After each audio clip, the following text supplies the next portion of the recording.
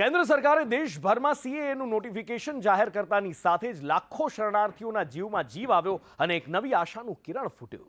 બાંગ્લાદેશ, પાકિસ્તાન અને અફઘાનિસ્તાનના બિન મુસ્લિમ શરણાર્થીઓ હવે ભારતીય નાગરિક બનવાના હોવાથી તેની ઉજવણી છેક પાકિસ્તાન સુધી જોવા મળી. પાડોશી દેશ પાકિસ્તાન, જ્યાં ગોળા બારૂદના ધડાકા સંભળાતા હોય ત્યાં દિવાળીના ફટાકડા ફૂટતા જાણે ઉત્સવનો માહોલ જોવા મળી રહ્યો.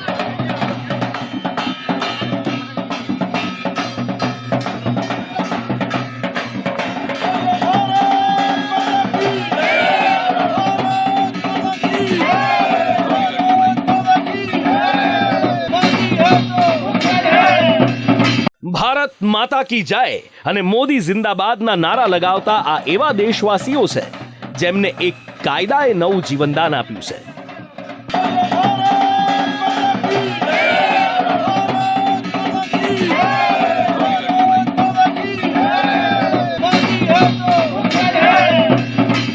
રાજસ્થાન, દિલ્હી, ગુજરાત, આસામ અને પશ્ચિમ બંગાળની શરણાર્થી શિબિરોમાં જાણે ઉત્સવ ઉમંગની સાથે દિવાળીનો માહોલ દેખાયો. ભારતીય નાગરિકતાનું તેમનું સ્વપ્ન સાકાર થતા બિન મુસ્લિમો આનંદિત થયા.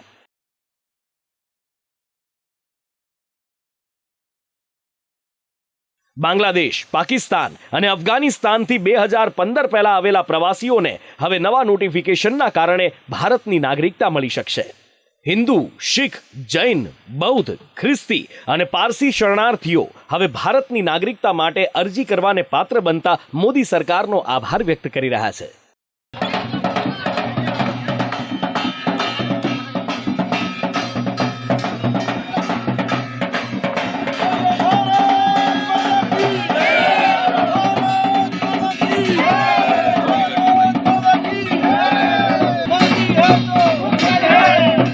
सर, बहुत ही खुशी का माहौल है. आज हमारे लिए तो दिवाली जैसा माहौल है. हम बहुत ही धन्यवाद करना चाहते हैं नरेंद्र जी मोदी का, प्रधानमंत्री का, और अमित शाह जी का, और भारतीय जनता पार्टी का, जिन्होंने ये नोटिफिकेशन सीए लागू करके हम पाक विस्थापित शरणार्थी जो आए हैं उनके लिए एक राहत पैकेज दिया है. बहुत बहुत धन्यवाद करना चाहते हैं सर. हमारे लिए तो मतलब एक दिवाली से कम नहीं है. लोग देखो खुशियां मना रहे हैं, मिठाइयां बांट रहे हैं और पटाखे फूट रहे हैं. हमारे लिए तो एक मतलब जैसे आज श्री राम जी मंदिर का जो उद्घाटन हुआ था ना, उस तरह से बड़ा माहौल यहाँ हो रखा है पाक विस्थापित शरणार्थियों का. सभी विस्थापितों के लिए आज बिल्कुल दिवाली जैसी खुशी है हमारे लिए. और काफी लंबे समय से जो ये पेंडिंग पड़ा था, आज फाइनली मोदी जी ने जो ऐलान करके, और सभी विस्थापितों के लिए एक खुशी का एक मौका है, खुशी की लहर है सभी चेहरों पर जो है.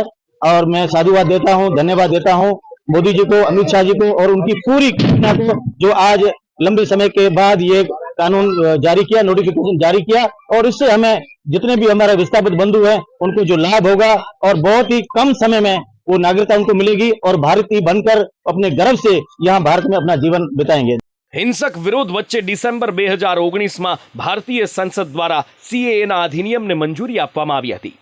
હવે જ્યારે જાહેરનામું બહાર પાડવામાં આવ્યું છે ત્યારે સરકાર બિન મુસ્લિમ સ્થળાંતર કરનારાઓને નાગરિકતા આપી એક નવો ચીલો ચોતરી રહી છે.